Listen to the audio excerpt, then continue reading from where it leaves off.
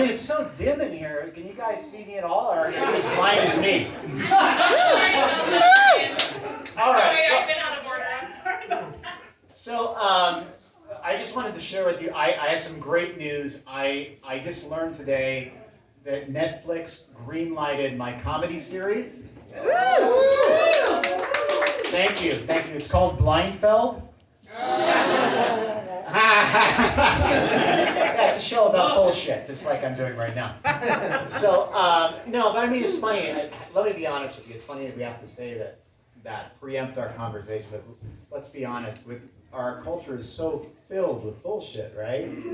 We got to do that. So, but speaking of our culture, my wife and son and I, we are docile consumers. We buy mobile devices and we ghost each other to use them.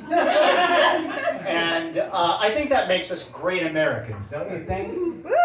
Yeah, I mean, I think we should be in a 4th of July parade right behind the disabled veterans, on a float with other families on couches, on mobile devices, just ignoring each other, right? I mean, isn't consumerism the Ambien that leads to the American dream? Am I right?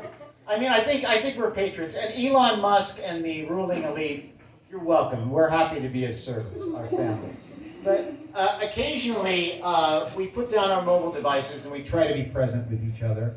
And we went for a walk in the woods just a few days ago, my son and my wife. And as we're walking, my son asked my wife, "Are there bears out here that will eat me?" And my wife says, "Yes, but I will protect you." And then he asks, "Will you protect Brian?" And my wife says, "Yes, but if I had to choose between you or Brian, I would choose you." And then he asked the logical question, "Why?" To which she responded, "Well, you were in my belly for 9 months, and you smell like me. So it is my natural instinct to protect you over Brian." And he was fine with that Nazi eugenics response. And so they goose-stepped up the trail. And so they went way far ahead of me, and I was behind and left behind like most people with disabilities in our society. Just ask anybody in wheelchairs during Hurricane Katrina that had water up to their eyeballs if they felt like no one was left behind. So they're walking ahead of me, and my wife had a little bit of compassion. She said, "Why don't we wait up for Brian?" And my son says, "Why don't we just keep him in our minds?" So I was dead to him. So, I mean, that's fine. I'm dead inside. My eyes are dead. My ears are dead. I'm just a deaf, dumb, and blind kid. But I do play a mean pinball. And so I get it. I'm annoying. I'm deaf, dumb, and blind, and I have severe obsessive-compulsive disorder, hence the gloves. I've washed my hands so much, like if I took these gloves off, it would just be muscle and blood, and yeah, it's really bad. So I'm not going to take them off because it would be traumatizing for you. But, it's just funny because, I get it, I'm annoying. My wife says that I am the opposite of a pep talk. And what I mean by that is, yeah, you can feel that just by looking at it. But so my wife and son, they had to do this collage to celebrate the first 100 days of school because they've run out of shit to celebrate during COVID. So they're doing this collage, and my son starts gluing on this seashell onto the collage, and my wife very tenderly says, "If you put your ear up to the seashell, you can hear the sea." My son got all excited, and he put his ear up, and I just said, "Dude, that's just the room tone echoing in your ear." And she said, "Way to stomp on the fucking magic, Brian." So I get it, I'm annoying, but I try to make it up to her. If she was here right now, I would annoy. You want to hear how I annoy her? I do it to get her attention. You want me to do it right now? Yeah. Okay. So my son and I watch SpongeBob SquarePants. You know how the song goes? SpongeBob SquarePants. SpongeBob. So I have a version for my wife. I wish she was here. She'd be so upset. So I go, SpongeBob stretch pants, SpongeBob stretch pants, SpongeBob stretch pants.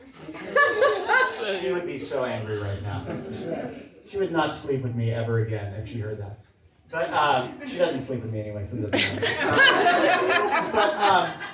But I try to make it up to her. For example, our wealth distribution in our marriage is a 90-10 split. She gets 90% of everything. I get 10%.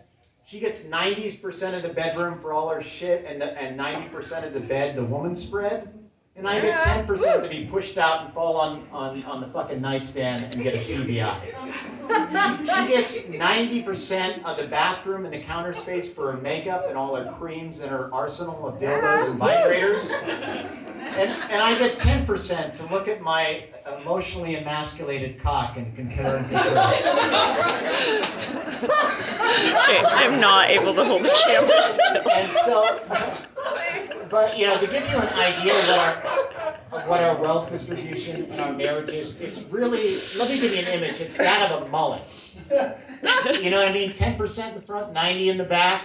Yeah. Or business front, party in the back, which makes sense because I'm business front, she's party in the back. Yeah. Yeah, and you know what? I ran that joke by her, and she said, "You know what people are going to think about me when you say I party in the back?" And I said, "Exactly." That's why I'm going to say it. And so, but sometimes I go too far. Sometimes I go a little too far. Like last week, I said to her, "I feel like we need a lot more cock worship in this marriage." Now, I don't mean just like her and I worshiping a bunch of strange cocks. What I mean is I meant you, I said to her, "You need to be worshiping my cock more." And it didn't go well with the possibility of overturning Roe versus Wade. Ever since then, at night when we go to bed, she builds a comforter wall to divide us and then makes me pay for it. So she gets a little fascisty. But something interesting happened. The other morning, my son and my wife and I were having breakfast, and my wife leaned over to my son and sniffed him like she does. And she said, you stink. You need to change your clothes and get cleaned up. So he got up and I said, "Hey, buddy, what do you smell like?" And he proudly said, "I smell like Mom." And he starts walking away. And as he's out of earshot, she says, "That little fucking asshole." And I said to her, "How do you like your mutual sense now?" All right, everybody. I'm Brian Maxfield Snyder.